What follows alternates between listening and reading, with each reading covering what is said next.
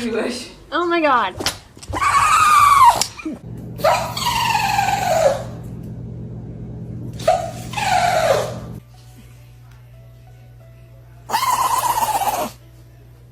When you capture the best moment ever by accident.